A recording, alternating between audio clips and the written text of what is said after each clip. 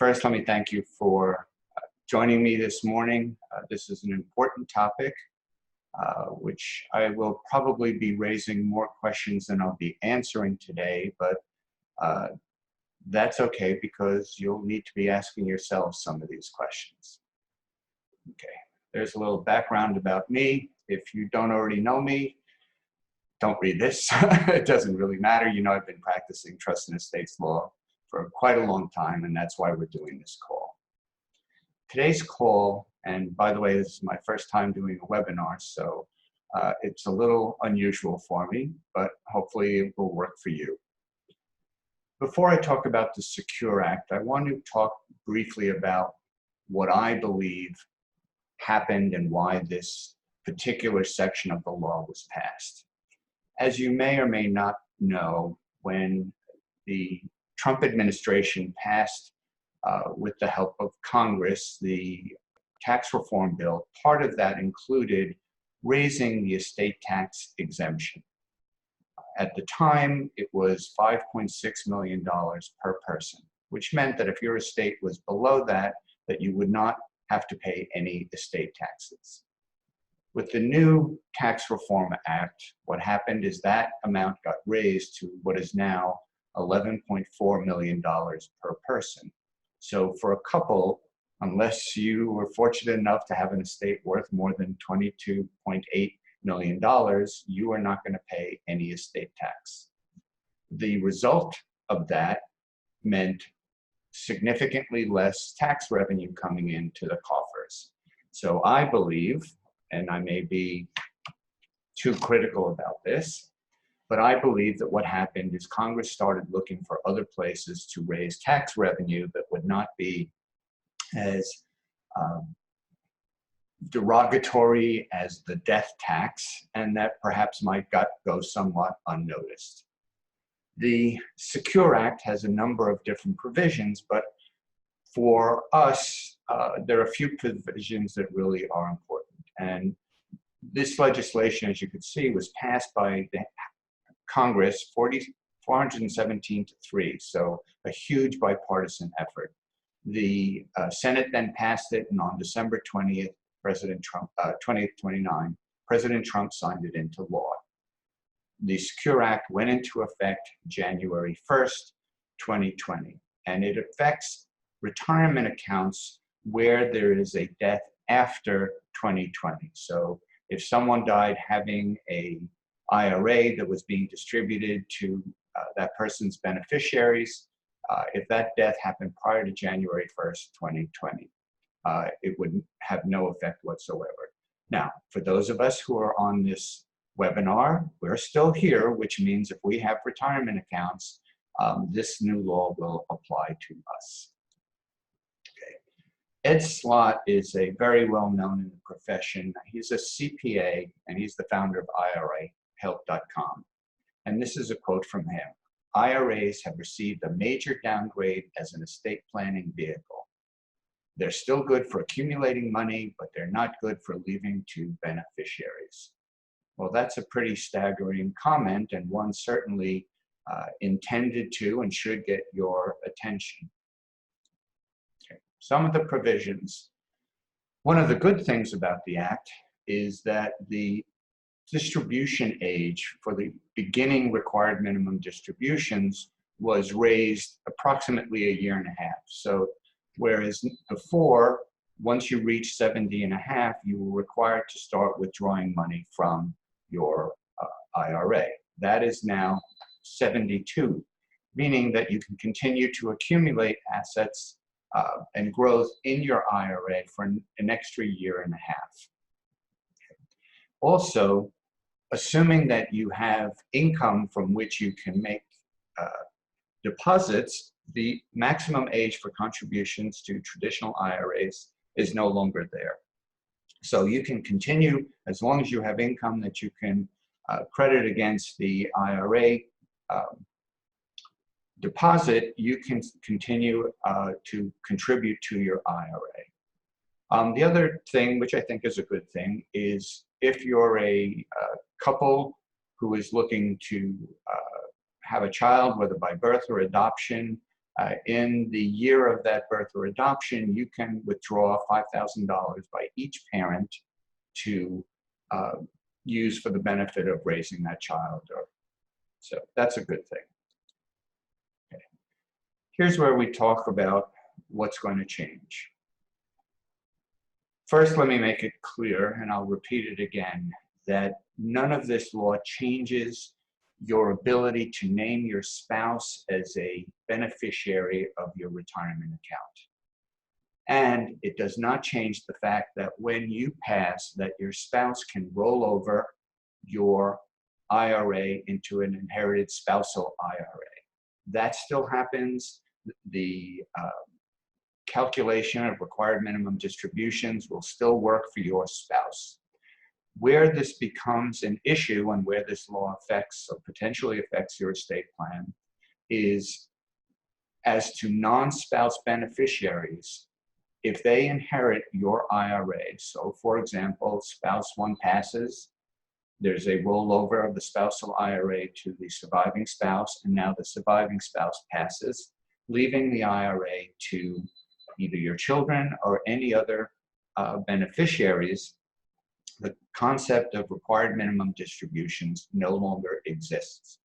Now the rule is that the inherited IRA by the non-spouse must be withdrawn within 10 years of the account owner's death. That is a substantial change. Now, that doesn't apply to everybody. There are exemptions. So spousal beneficiaries, I just mentioned that. A minor child of an account owner until the child reaches an age of majority. This is still a little unclear how this works, but the concept is if you have a minor child and that minor child, let's say, is 10 years old. Well, in Arizona, the age of majority is 18. So if that child inherits that IRA, then their first 8 years would be based on their life expectancy. So the RMDs would be very small. Once they reach majority, 18, then at that point, they will have to go to the 10-year distribution. A disabled individual, a chronically ill individual, and honestly, I'm not quite sure what the definitions of those are because I haven't had an opportunity to deal with that situation. And also an individual who is not more than 10 years younger than the account owner. So this would be if you're leaving your beneficiary to perhaps a sibling, and that sibling is within 10 years of age of you, then that sibling would be able to continue to use the old calculation of RMDs based on life expectancy. Okay. This statute, this law created what many believe is a conduit crisis. And that's the main thing we need to talk about. Okay. So under the prior law, when a non-spouse received a IRA as a distribution, what I did and what other lawyers hopefully did at that time was create conduit provisions. And the purpose of that was to allow the trust to be named as the beneficiary of the IRA. And then your trustee would have the ability to distribute the RMDs to your beneficiary based on the beneficiary's life expectancy.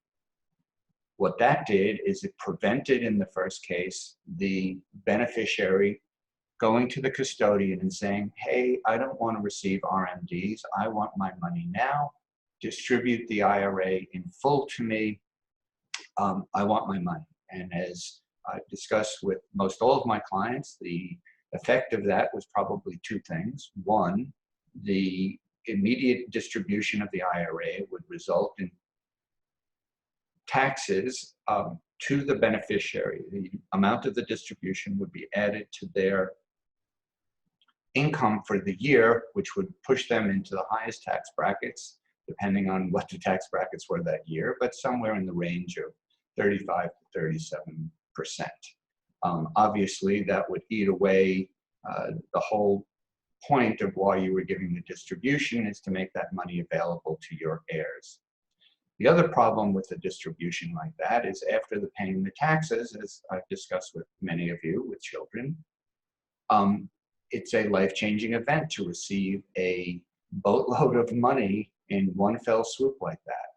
So by using the conduit provisions, we could prevent that.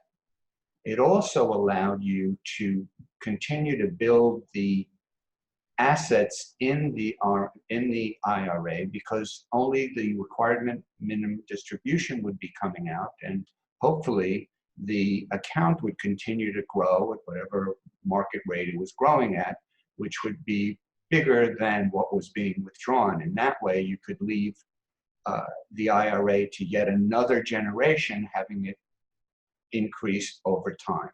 Okay. Almost, as I said, almost all of our trusts, if not all of our trusts, had these conduit provisions, and many trusts done by other attorneys had them as well. Okay.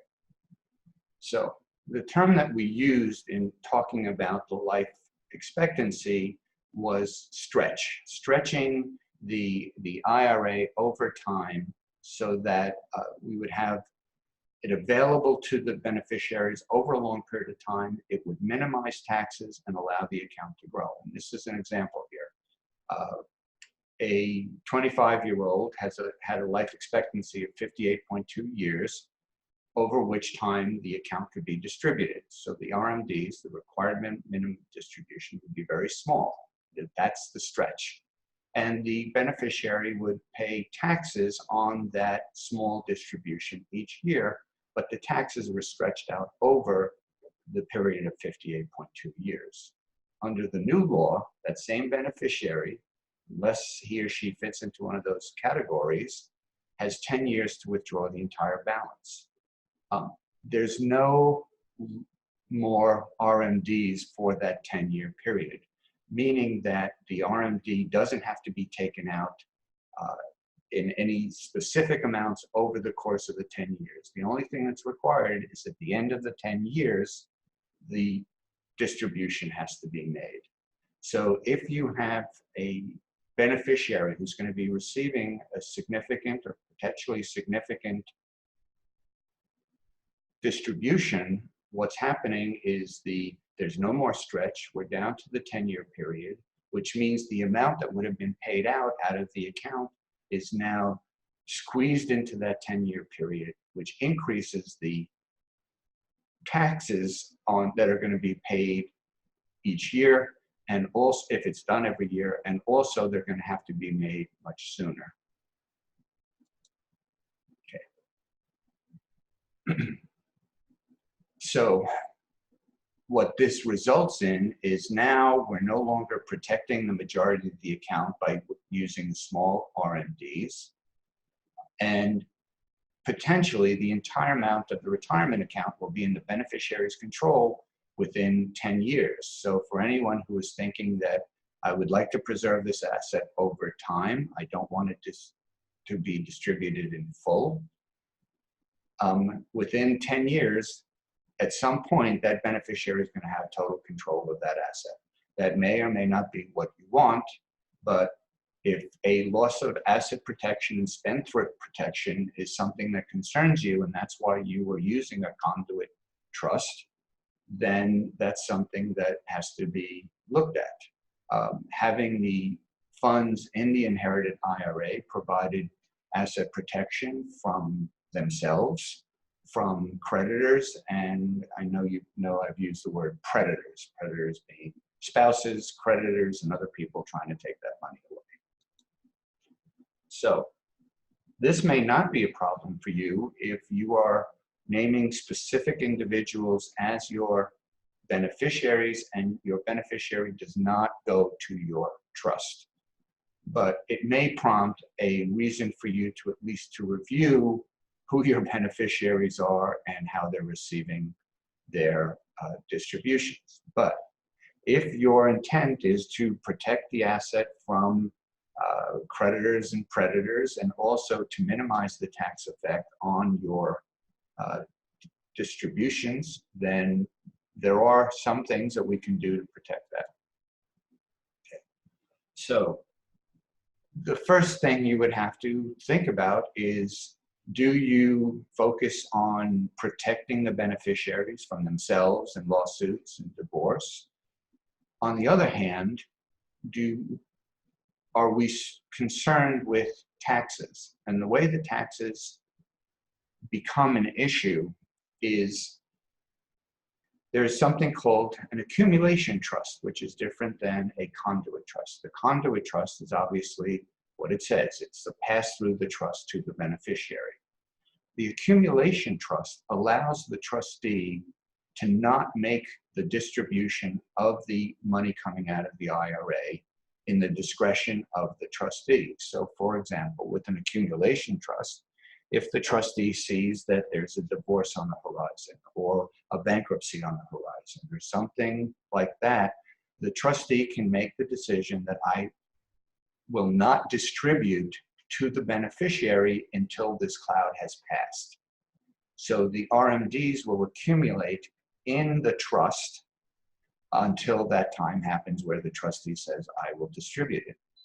The challenge with that is when the law was changed, increasing the estate tax exemption to the 5.6 million and the 11.4 million, in order to recoup additional taxes, the law changed with respect to income inside of trusts. Income inside of trusts now that exceed in a year $12,500 are now taxed at the rate of 37%. So that's probably the highest tax rate that any individual or trust is going to pay. So the question becomes, is protecting the beneficiary worth the high cost or potential high cost of taxes on the income? Each case is different. It may matter to you, it may not matter to you. Again, it's an evaluation of your situation. Okay, so what can we do about this? Well, my recommendation, as an aside, I was telling a client about this yesterday, and he posed the thought that perhaps this law was passed by the lawyers' lobby to generate more work. It was not, but I'm sure lawyers had a hand in it, and yes, it does potentially result in additional work for lawyers. Not fun for clients, but lawyers maybe. My recommendation is to review your documents as soon as possible to see what outcome your present plan for your retirement account has. If you do have a conduit provision and your contingent beneficiary made distributions to the trust to go through a conduit provision, then we should consider amending that section of your trust or updating it to prevent the beneficiary from getting the entire balance within 10 years of your death. Now, a lot of lawyers are working on this. It's still not even 2 weeks old, but I have a pretty good feeling on how we could do this with a very brief amendment. You could, if you wish to go to your trust, and there'll be a section on retirement accounts and insurance accounts, and that's where the language is going to be. And it specifically refers to RMDs in that account, and that's the section that we would take a look at. Okay. If protection is a significant concern for you, particularly if you have a large retirement account, you should consider, if you don't have already, a standalone retirement trust. And essentially what that is it keeps the whole issue of distribution away from your living trust and puts it into a separate standalone trust, which is only there to deal with your retirement trust. In those trusts, we create the ability for the trustee of that trust to switch between conduit provisions and accumulation provisions, so that if everything is okay, the trustee can make distributions as you anticipated them. Of course, now within the 10 years. But providing that if the trustee sees that there's clouds on the horizon, as I mentioned, the trustee can, by flipping a switch, say, well, now this is a accumulation trust, and we will keep those distributions in the trust until such time as the trustee feels that it's appropriate to give them to the distribution. Again, mostly for higher dollar value trusts should that be considered. In almost all of the trusts that we prepare for our clients, we provide for the appointment of a trust protector. If for some reason you did not have that put into your trust, or your trust that was not prepared by us and you don't have it, I would highly recommend an amendment to the trust to provide for a trust protector. And for clients that do have the trust protector or that will have a trust protector, I recommend that we give the trust protector, who's an independent person, has to be, specific authority to change the conduit provisions or to create accumulation provisions. That way, with a brief amendment, your beneficiary can be protected or receive the benefit of the account at the discretion of the trustee. Another plan that you may want to consider, and this would really require sitting down with your financial advisor, would be to do a Roth conversion. So the downside of that is, yes, you pay the income tax on the distribution when you convert from the traditional IRA to the Roth IRA. But after that, you never have to take distributions during your lifetime. And when you or your beneficiaries do take distribution, they'll be free of income tax, including any growth on the assets. So that makes sense in the scenario where, because of age differences and positions in life, there's a disparity in the income tax rate on you or your beneficiaries. Again, this is something that you probably should be discussing with your financial advisor, but you should be aware that you should be doing that. A couple of more complex workarounds that can sometimes be considered, particularly with the larger accounts, is to create an irrevocable life insurance trust. These types of trusts were very popular when the the estate taxes were very apparent and there was not such a big exemption. So when people were looking at a taxable estate, they would create a life insurance trust to take certain assets out of their estate and also provide money to pay the taxes on the estate. Well, this is now an alternative to dealing with your IRA going to beneficiaries who now are looking at the 10-year payout. So in the first instance, having a life insurance policy can add cash to the estate to offset the loss of the size of the estate based on the income taxes. It also provides asset protection without having to have an accumulation trust, and the trustee has discretion on how to make distributions. And the last one is, if you're in that category, if you have a $22 million estate, it would work to minimize the size of the estate. The next one is one that I think is actually very interesting, and if you're charitably inclined at all, is something that you may want to consider, and that is a charitable remainder trust. You transfer the assets into a trust, and there's some requirements.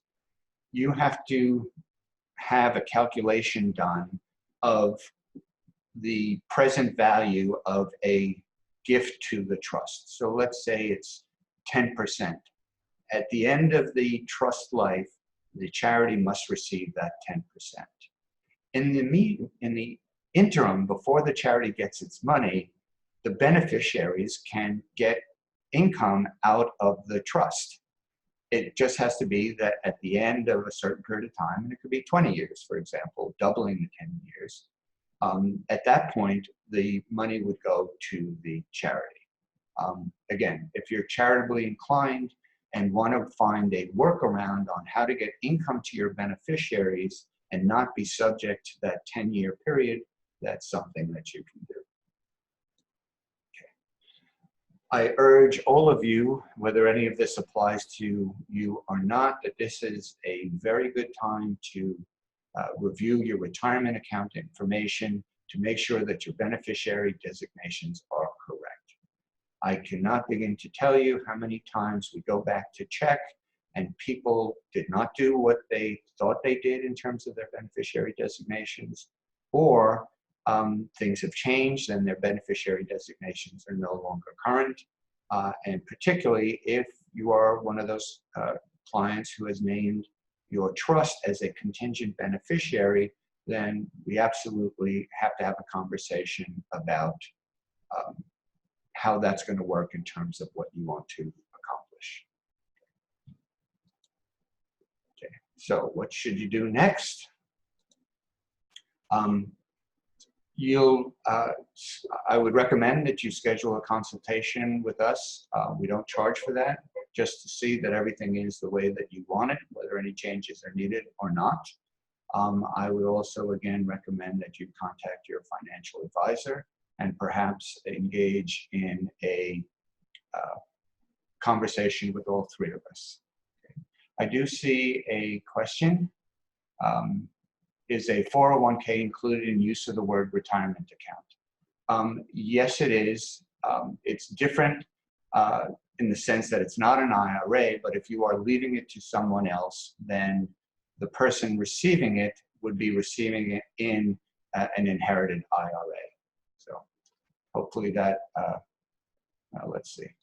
Okay. I'm not sure. Like I told you, this is my first time. I'll just repeat that. The answer again, and that is that a 401k is obviously a different type of account, but the question is who are the beneficiaries of that 401k if you were to pass, and there, if it's going to a non-spouse and it's going to another beneficiary, then yes, it would apply to that beneficiary account. Okay. Are there any other questions? Okay. If not, I'm going to sign off. I want to thank you for your time and listening. If you do have questions, I look forward to hearing from you. If it doesn't apply to you, at least you took the time to listen to something that was important. So that's it from me. Thank you. Happy New Year and have a great day.